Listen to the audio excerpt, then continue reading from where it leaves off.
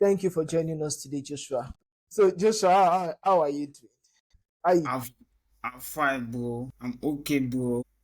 Okay, so where did you study? Agricultural economics and farm management, actually. Which university? Further University of Agriculture, Abeokuta for now. So, you say you study agricultural economics and farm management. Was that always what you wanted to study? But yeah, actually, I've always wanted to be in the agricultural sector.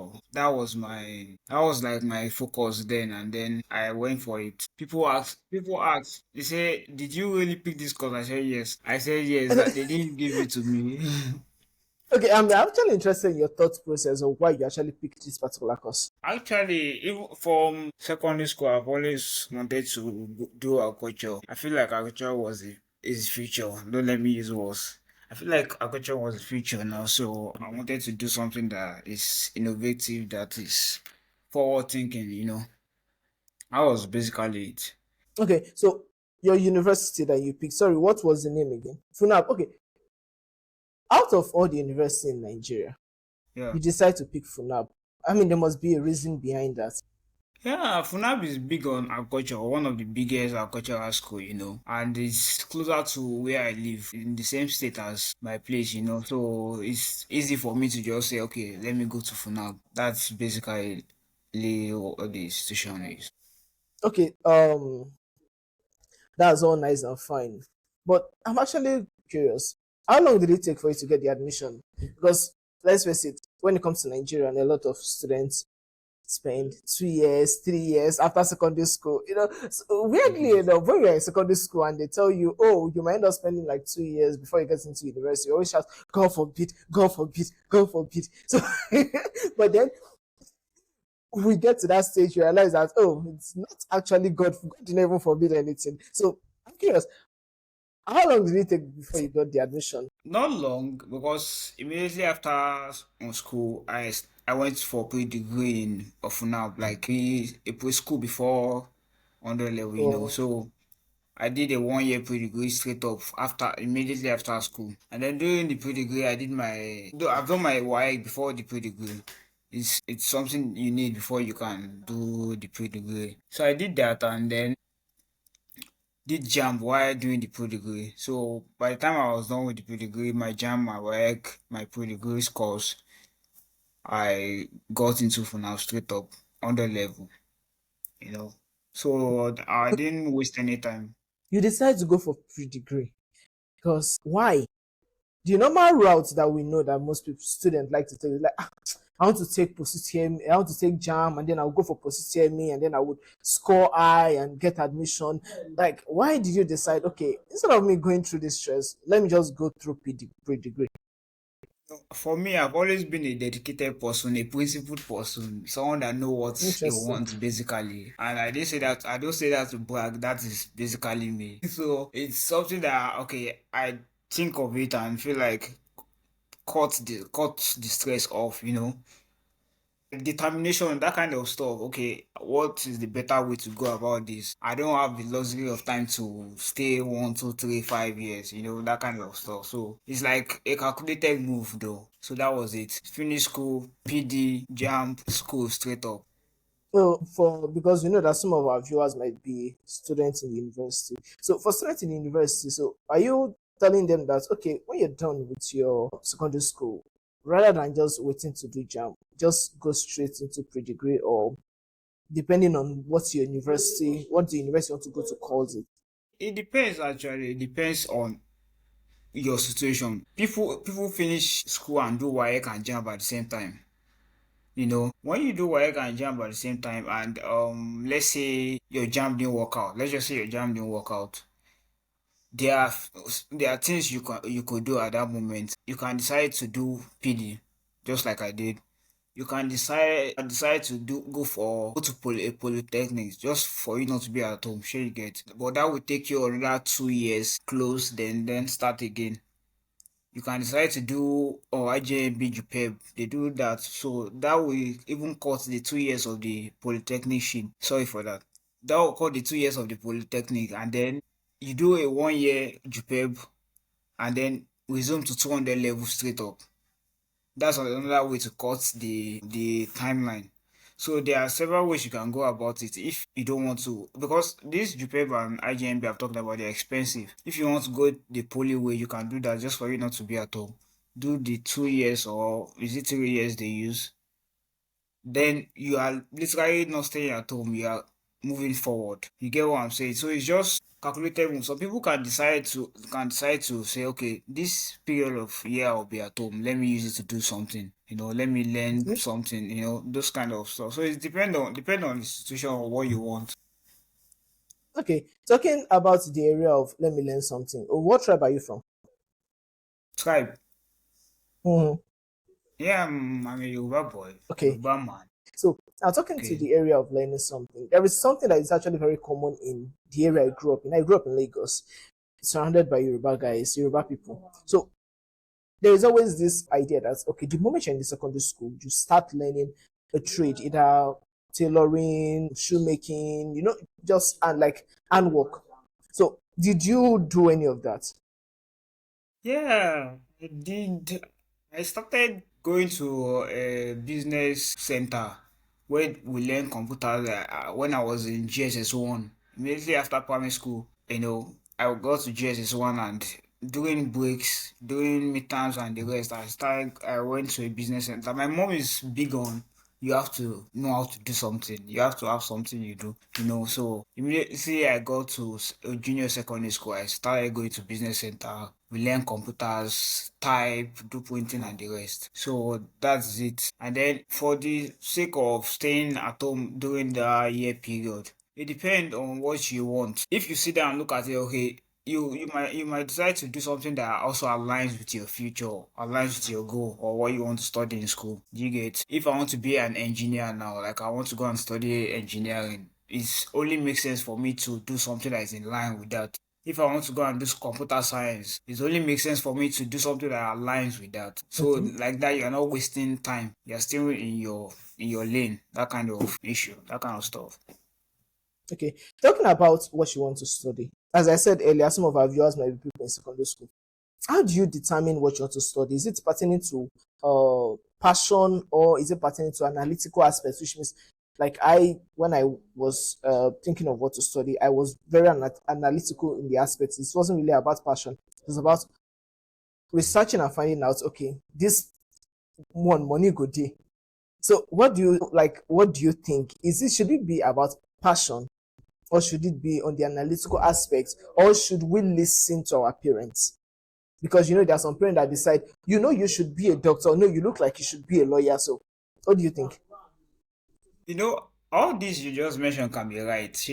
Everything can be right. If you decide, okay, I went with passion. Let's say it's passion. It was not really passion. It was analytical. Sure, you get. But then a little bit of passion for sustainability, passion for growth, expansion, that kind of stuff. But then it was also analytical because I was trying to calculate, okay, where do I see myself in the next 5, 10 years? When you ask that kind of question, two things come to mind: passion and analysis. When you analyze it and you feel, when you analyze, let's say you choose a passion now, or something you're passionate about, and then you do analysis on it and you be like, oh, I will not go far in life. Oh. I will not go far in life in this thing. Oh, you better just change it. Forget about your passion at that point. Passion can change. It can change. And then if you're the one that don't want to, depending on your state of mind, if you are the one that you're not dreaming to become the next Elon Musk or the next Dangote, sure you get, you just want to be a family man in a good setting, just normal life. Passion can work for you at that point, but then make sure the passion can actually take you to that point you want, point you are dreaming of. So it's something you can combine. But for the parents side of the story, sometimes some people are lucky their parents choose right for them and then they get it right and focus on that part. Sometimes it works like that, but it's not something I would advise. Someone like me, I'm a very stubborn person. I will not even take it. So let's say a combination of passion and analysis. Okay, now let's go to the pre-degree period of your stay in the university. Just tell us a bit about it. Yeah, it was fun. I was living home for the first time, so it was really nice living home. Although you miss, the life, the home lifestyle and the rest. But then it's an avenue to meet people from different backgrounds, something that's never happened before. Sure, you get you. So it was really wonderful. You go to classes. If at that point you want to be unserious, you can be unserious. I'm not saying you should be unserious.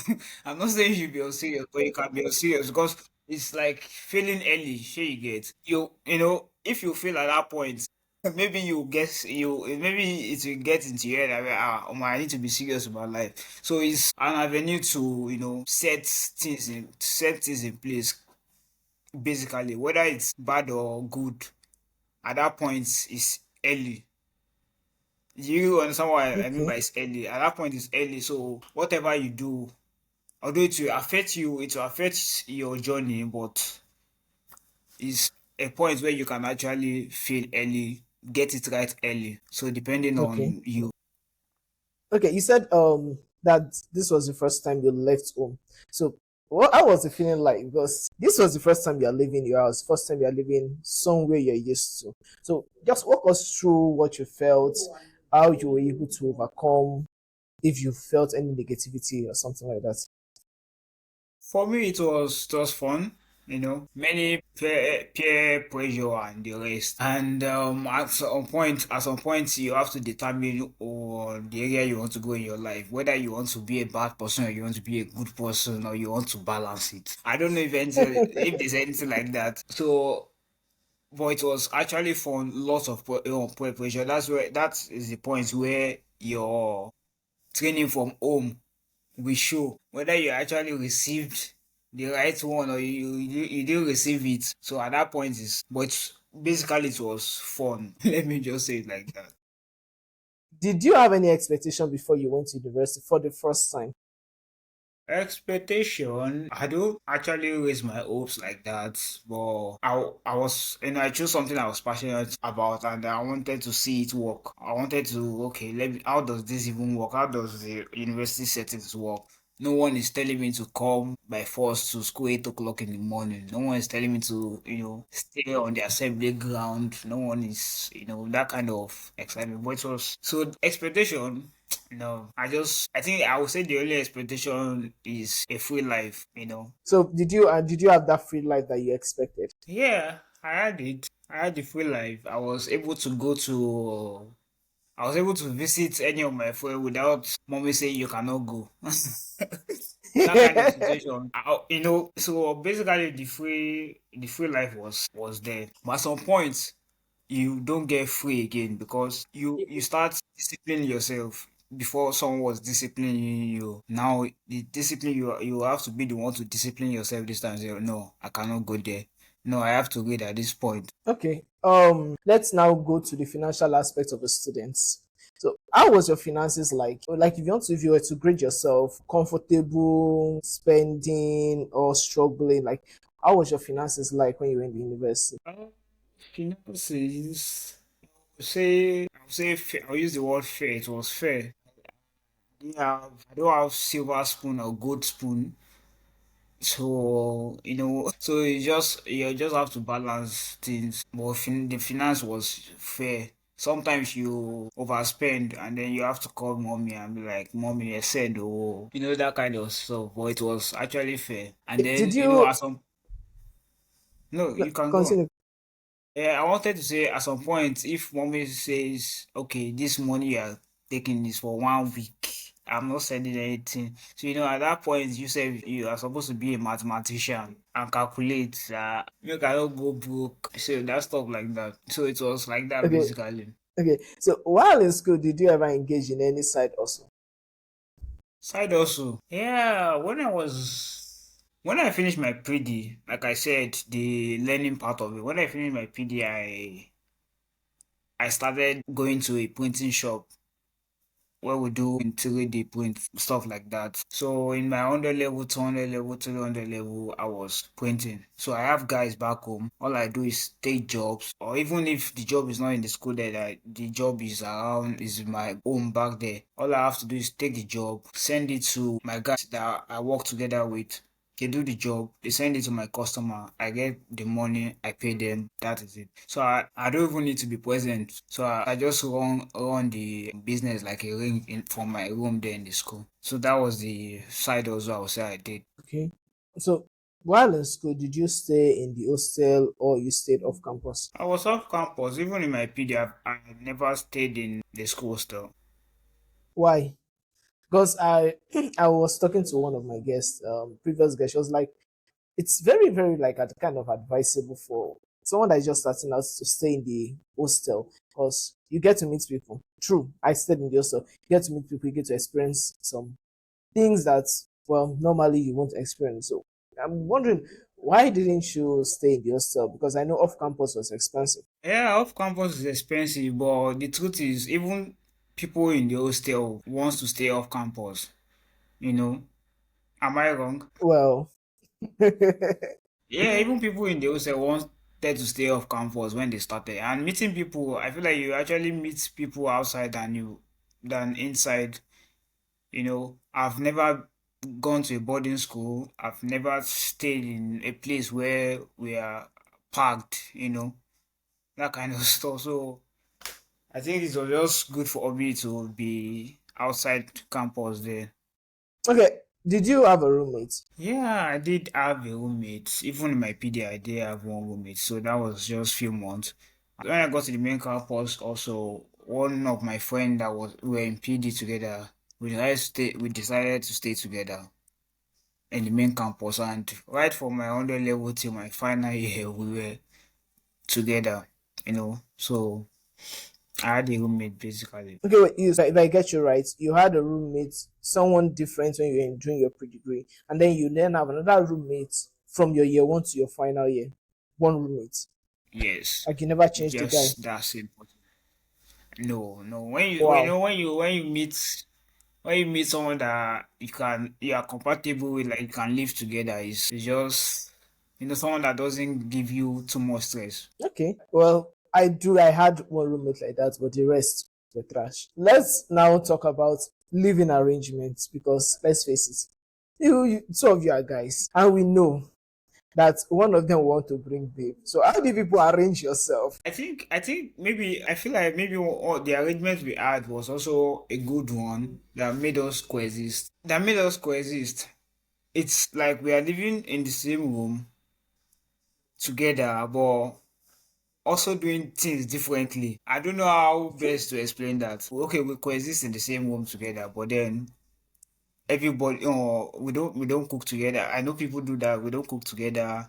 We don't eat together. That stuff like that. It's like we are coexisting. So he's living his life. I'm living my life, and then we're happy together.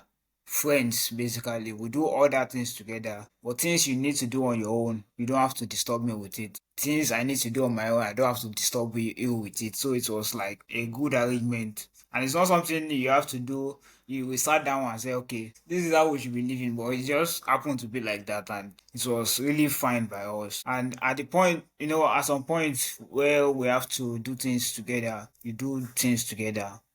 And when you want to go back to your life, you go back to your normal living. So it was actually a very good arrangement and a Okay. smart one, I would say. Still going back to that bringing a girl over kind of thing because there have been a lot of issues Okay. pertaining to that because I've seen situation where actually not seen I've been in a situation where your roommate brings a girl and he never informed you and you now have to start you're now wondering should I stay, should I go, and all this kind of thing. So how did you guys like walk around this? It's a thing of respect, actually. We kind of respect ourselves, and if your roommate does not want visitors, there's nothing you can do about it. And in our situation, we both don't want visitors. So sometimes I don't go to people's place. They actually come to me. He goes to people's place sometimes. He also prefers to stay at home, and he doesn't allow anybody to come to him. But me, I sometimes I allow people to come to me, and anytime anyone is coming to visit me, period where he's probably busy, and my roommate loves to go to the library a lot. The old day is not around. I am in my place. I can't have anybody in before he gets back. The whole place is cleared. Kind of a perfect arrangement. I would say it is. Okay.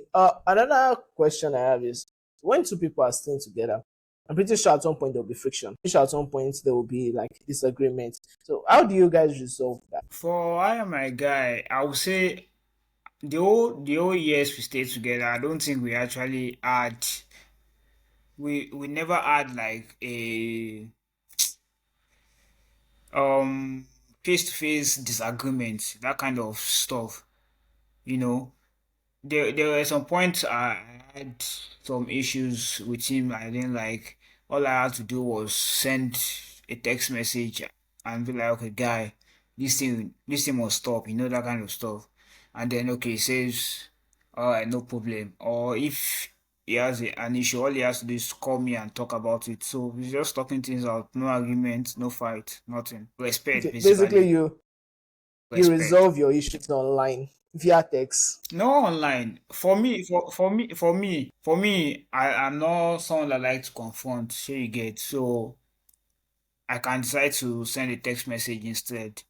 And he is someone that can talk things out. So all he has to do is to just talk and say, Joshua, how far this, and that is it. Okay, let's now go to the relationship aspect of school because there's no way anybody will tell me that they were not involved in one or two scandalous situationship. Let me not call it relationship because some people in the situationship. So, can you tell us about yours? Come again. Okay, I said that there is no way anybody in school will tell me that they were not involved in one or two scandalous situationship. I don't want to call it relationship because some people when it might not be relationship, it might be situationship. So tell us what was yours. Tell us about your relationship or situationship while you were in the university. For me, I don't actually do relationships, stuff like that. I had lots of friends. I have a lot of friends, male and female friends, and but the relationship part of it is something I'm not actually interested in. But at the point I got in one actually, we were together for I think we knew ourselves for 3 months, and then we stopped like seeing each other totally. So let me say it was complicated. But then I was off that relationship matters and the rest, so it's not my thing. Money So matter is what we focus on. according to you, the longest relationship you had in school was 3 months. So it's even 1 month, not like it's 3 months. Okay, I know that a lot of a lot of people would want to find out this. So I'll just ask this question. So then, how do you handle konji? How dare and what? How did you handle konji when you were in school? What? I don't. I'd rather not answer that. I'd rather not answer that. Okay. Let's not. Since you don't want to answer, no problem. Okay. And we met during NYC camp. Yeah. So tell us how you're currently still serving, if I am correct, because Yeah, we met in the same camp. So yeah. tell us how your service here is. What are the strange things that you're seeing? What are the crazy things that you're seeing? And just tell us, walk us through your service. Service here has been great, nice actually. But then I think the only cultural shock is, now you're working with people that are way older. If your company says their culture is a first name culture, and in Nigeria here, we don't do first name culture. So you have to be calling people that are way older than you names and the rest. I think that was the cultural change. But basically, for me, it's been going on well. Apart from the stress, the Lagos stress, where you have to travel. Somewhere that is a short distance, but then you have to stay in hotels. You use hours and the rest. So, but it's been going on well actually. Okay. What of the your NYC camp period? I mean, although we met in camp and yeah, we spent some times together in camp. But just share with us your NYC camp experience because there's always this idea that oh my god, I can't wait to go to camp. I can't wait to go to camp. So just share some real hard facts about this NYC camp. NYSC campus. For me, it was great too, apart from the fact that the first few days you have to wake up so early in the morning. And the first night we got to sleep, and early in the morning I was hearing this trumpet sound, like, what's going on, bro? People were actually waking up like 2 a.m. in the morning, 3 a.m. in the morning. Like, how far? Make I sleep now. You know that kind of shit. So that's one of it. And then the fact that the first set of match pass, everybody has to match. This you cannot hide, bro. If you are in your room, they'll fish you out. Wherever you are on camp, they fish you out. So you must always be on the field and the rest like that. So it's fun. Another fun part of it was the friends I met. In fact, you said they part of them now. Sometimes I will be sleeping, and someone like me, sometimes I might not really keep time, like food time and stuff like that. So I might be sleeping. All I will hear from my door is Joshua, let's go, let's go. Stuff like that. It was fun actually.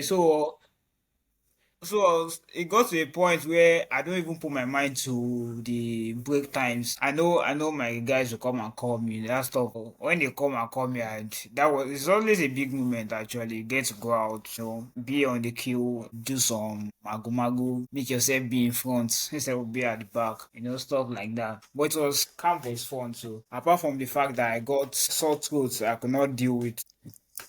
But it was nice, and I think at some point when you leave camp, you wish you can see your guys again. But then that moment is gone. That moment is gone.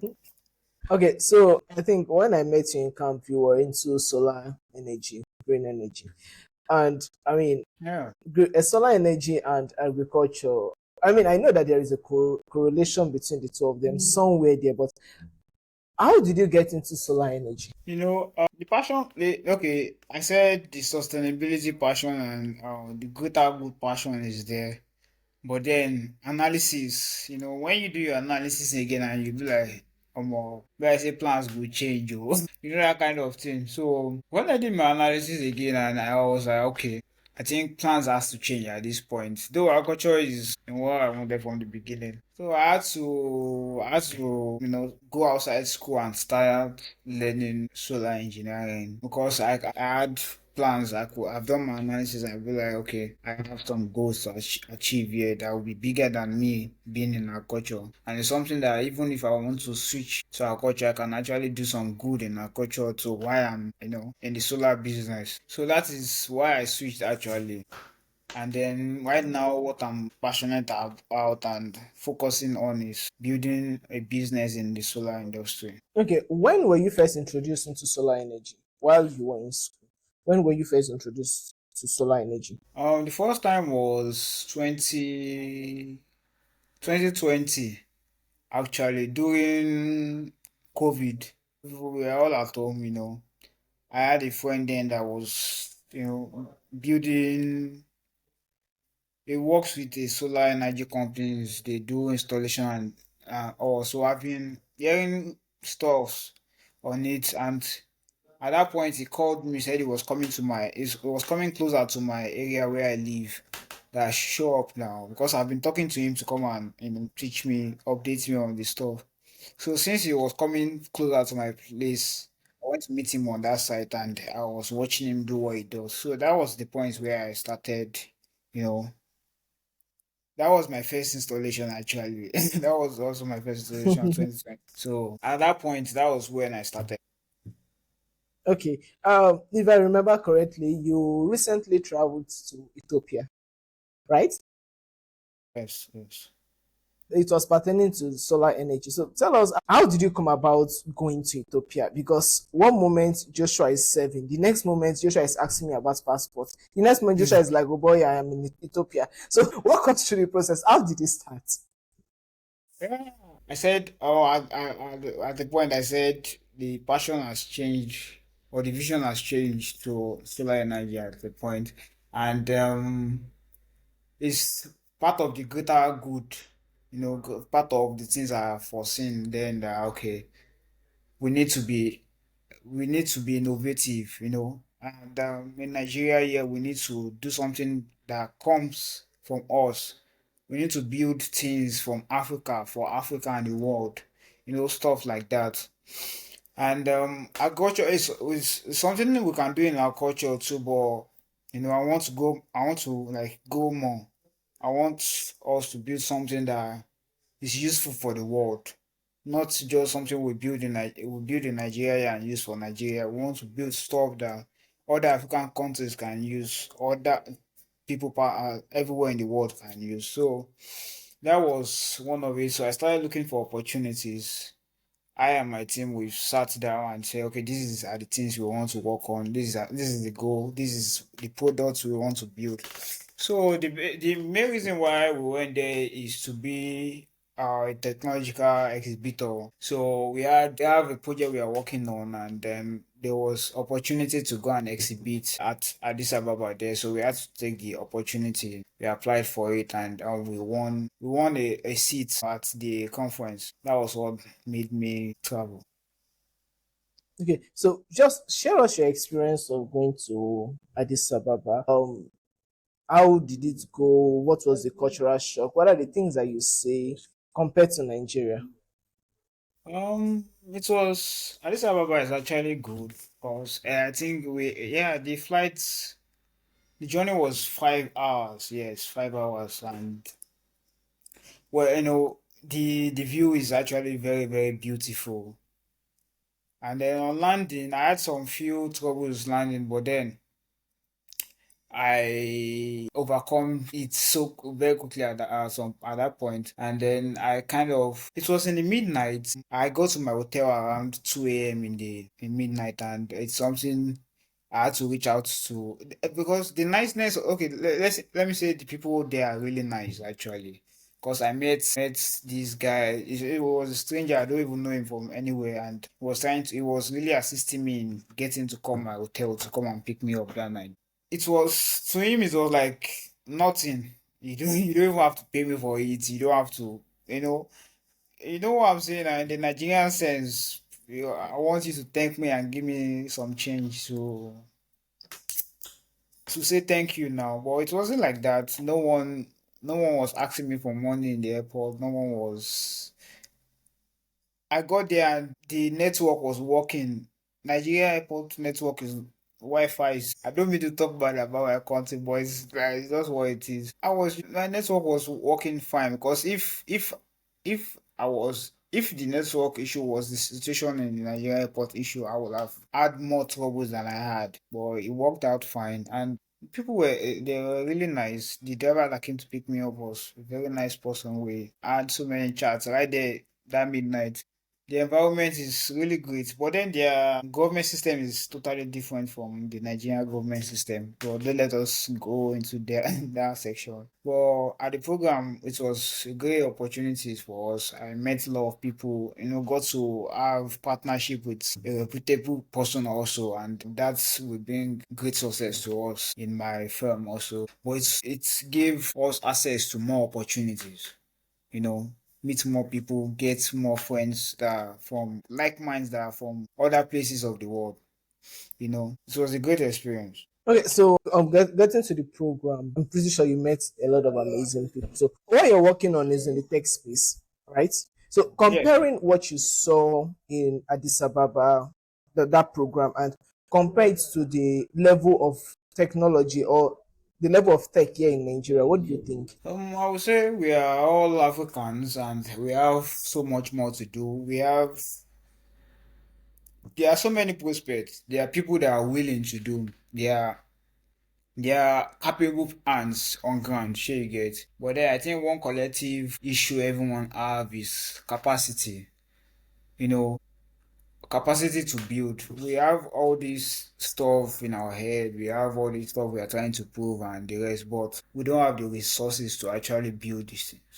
Even with the fact that okay, we want to do this thing, we are actually actively doing this thing, we are building this stuff. There are stuff that you have to actually send to countries like the US or send to China to build for you. We don't have capacity to build them right here. No plans, no plans of doing those things even from the government. So and apart from that, many African countries are also facing issue of forex. So things get more expensive when you are trying to send your design to China builds it and send it back to you, and then you now take it to the rest of the world, stuff like that. So many constraints, but I'll say we are doing great and Africa is stepping up. Okay, so what I do know is that you are currently working to build a startup, right? Yeah, we are building.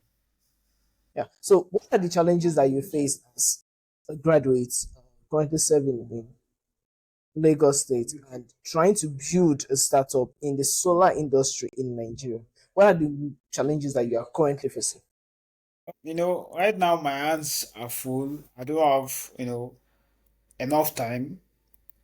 And then even if I have enough time, I need we need to actually have more team members and plan better.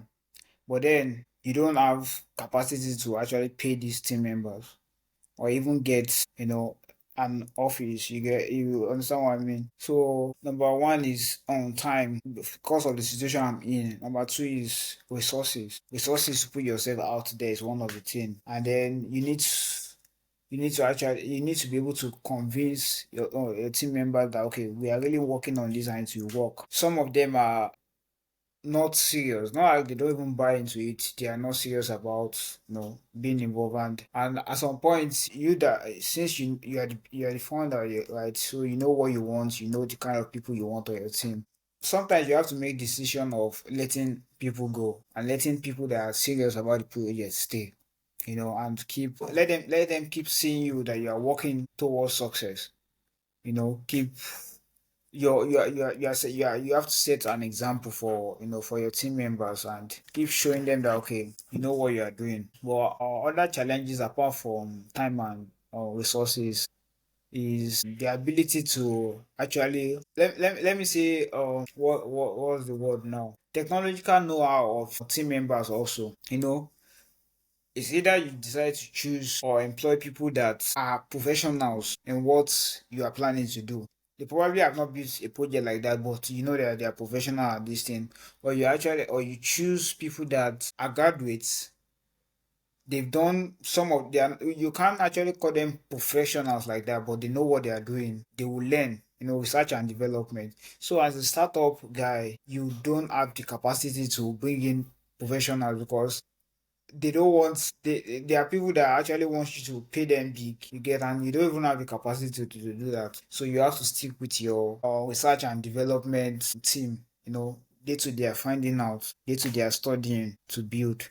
So technical know-how is also one of the issue. Okay, so I know that you are working on a project. So would you love to like share what you're working on? On my project, Yes, yes, like the project you're currently working on in the solar energy field. yeah, right now we are focusing on two sector. Building solar system installations for home businesses, C&I project, community project. So we are working on that. Even it's one of the opportunity we're able to get from our recent travel to Addis. So we are working with some NGOs to actually make sure that project comes to life. I'm trying to get grants for that. But for the innovative product we are trying to build a solar powered induction cooker, a backup storage, a situation where we have to solve the problem of ample cooking energy source. So we are trying to make sure we connect to the future where we actually cook with devices that has their source from clean energy. So basically the way it works is the solar panels take you know energy from the sun, converts to electricity and powers the cooking device. You know, even period where you don't have sunlight and the rest, you can still cook even when you don't have light or stuff. So this system is actually good for people in the off-grid area, people that are in areas where people like let's say Nigeria, where you don't have constant power supply, you can actually still use the system even without electricity and the rest. You don't have to use gas cooker, you don't have to use stove, you don't have to use firewood, stuff like that. And you don't have to keep paying huge electricity bills. So that is the project we are working on. Okay, so for this particular project, what are the challenges that you guys are facing? You said what? For this particular project, what are the challenges that you guys are facing? Project, or is it like Vagina project? One of the big challenges is I've said that before, where you don't have the capacity to build right here in your country or even in Africa. There is no facility to build stuff like that. So even and when there is no facility to build, you can't even test the technology know-how of people. Sure you get. So they have the theory in their head, they can do small practicals. And it's also expensive to build because now is if you're sending to a developed country, everything is automated. But in Nigeria here, you have to start using your hands and the rest, and it won't be perfect, and you can't do large numbers, and it's more expensive. So that is one of the big challenge. Even in creating a prototype is a challenge actually. And apart from that, another challenge is funds actually. You already have we are keeping the ball rolling and the rest. You need funds to so if you believe in your country to go and build in another country, you actually need funds to do that, and it won't be little. So that's like two basic challenges we are facing actually. Okay, what advice would you give to your? I mean, considering how you've gone through the university system, you are now focusing on the clean energy, that's green energy, that's solar energy. If you could go back to your year one self or your pre-degree self, what would you tell that little Joshua there? Sometimes I feel like if I'll be going back, I'll probably be doing something that is close to engineering, stuff like that. But other times I feel like I don't actually have to change anything because if I will be changing anything, I might not even meet myself here. If I'm in engineering, I might actually hate it. I might actually hate the engineering itself. But now it's kind of interesting. It's you are seeing some new things and you'll be like, wow, what's that? Explain that. I want to understand that. But if you going back, it might just look boring. But I'll say I don't think I will actually change anything. But I'll just say maybe I will you know, be more serious than I have been. Okay, so what advice will you give to the SS3 student that are about to start their application process for JAM? I would say seriousness is very important. Funny thing is you cannot actually teach seriousness. It's something you have to determine to do. Is the thing is when you are done or you're out of it, that's when you'll be looking back and be like, I should have been more serious. But I will advise seriousness and get to get get to know yourself, know what you want from life, do research, and the thing is you can actually change, but make sure if you be changing it should be something that is close to themselves. So you have to actually pick a unique stuff you are interested in, think it through, and have that section of thinking things through. Is You are the owner of your life, you are the one that will face it. So you have to think this through and be determined to get whatever you want. Okay, so now this one is now for people that are about to start year one. Because I feel school just started, the new section just started. People are already back in school now. It's already in section. So what advice will you give to this new year one guys that they just got into university, everywhere is new? They taste freedom and it tastes almost sweet. What advice will you give them? That time in secondary school, we say, as you lay your bed, so you lie on it. So you lie on it. So, however way you live your life is what you will meet at the end of the tunnel. You know, however you will shape yourself is what you will bring out. So, you need to actually be determined, be serious, know what you are doing, know what you are doing. Yeah, that's in capital letter, know what you are doing. If you are doing bad, be sure that it's that way you want to go. Sincerely, I don't I don't advise people not to even do bad. If you know you are doing bad, just make sure that it's that bad thing you want to go. You are interested in it. If you end up in prison, be proud of it. Do what you are proud of. And if it's the good you want, be proud of it. Make sure that's what you want. When you end up in the Nigerian president's seat, proud of yourself. So it's either you're in the prison or you're on the throne. Yeah. So just choose your poison. Okay, now this is for people that are about to do preparing for their final year. In their final year, they're preparing for their projects. So you've done projects, you've done project defense, you've talked in front of lecturers, you've given presentation. What advice do you give them? Because I know when I was entering my final year, damn, I was scared when it comes to presentation. Because it's now that I've actually grown to the level where I can actually talk to people. But then I was very, very scared. I won't say shy. I was very scared and nervous. So, what advice will you give to these guys preparing for their final year? And for final year, you'll be given a supervisor, right? So it's something you need to respect your supervisor. You have to do things your supervisor wants you to do. You cannot fight your supervisor. So you have to actually be respectful, do things they want you to do. If it's something you don't understand, tell them to explain to you. If you cannot go to your supervisor, you have like mates that you're together with one supervisor. Go to them, talk to them. Don't be alone now. Be friends with people you are doing projects together. They are the one that will help you. They are the one that will help you. Help with your friends. But basically be among your mate at that point. They are the one that will give you hints on what to do, how to do it. Work in group, basically present to them. you know let them review your work for you before you take it to your supervisor and stuff. Also try to do meet your past 1 year ahead of you, someone that's like graduated. Talk to them. Or another thing people do that I know is they look for students that were under that supervisor before and then talk to those students. That guy already passed through this supervisor before, so it's easy for him to pass down knowledge to you and you'll be able to handle the situation perfectly. So that's it.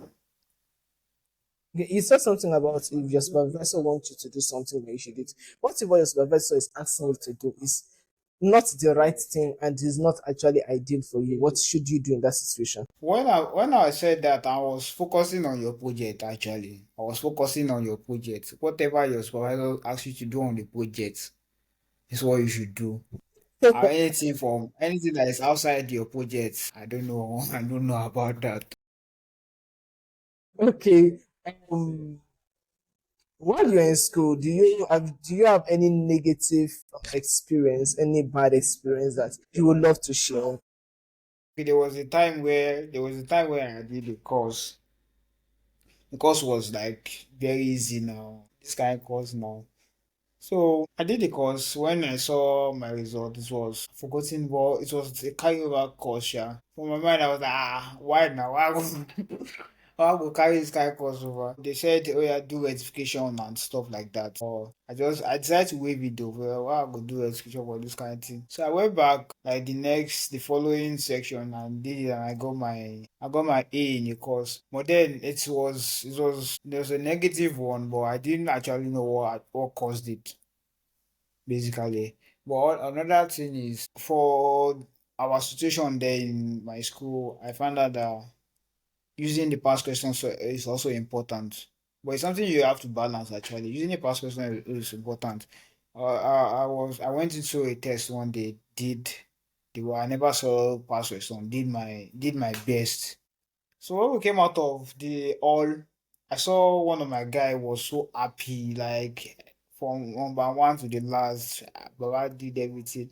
I said, guy, after what did this up? Because they tell me say I pass question. Bro, so it won't just be you can't dey do this kind of thing. So at that point I was like, okay, since we have to double up, read and also do past question, read and do past question. But then at some point, I think that was final year. There was this lecturer. at that 200, 300 levels times we gave us some, past question stuff like that. But this time we also I actually like kind of focus more on the past question side of it. I read but then past question side of it. Same course, so I got to the test, bro. Nothing about past like when you You were reevaluate the shocked. whole It shocked bro. you, die. Nothing resemble past question for the whole shit. You just have to do your best and leave the do your best and leave the rest. So it's more like you have to balance the whole stuff. Balance, try to ask your past people about the behavior of the lecturer at this point in time. So that will help a lot. Okay, so the question I have rounding up is, what advice will you give to someone that is also conflicted? Like you studied agriculture, economics, and farm management, and what you're currently doing is nothing related to agriculture, economics, and farm management. And there is someone in school that is probably studying, say, maybe law, and it's conflicted. Like, he's studying law, but she found oh, I have more passion for this particular thing. What advice will you give to such an individual? Thing is, if you are at a point where you can switch, if you are like at the point where you can switch course, let me course, you should do it very quickly. Sure, you get do it very quickly if you're at the point where you can switch. But if you're at the point where you cannot switch, calm down. Calm down, finish your course, then go and face your passion. Another thing is, okay, for someone that is in law now or the person is in vet or medicine, you probably will not even have time to do other things. Like you have zero time to do other things. At that point, it might be a very hard decision.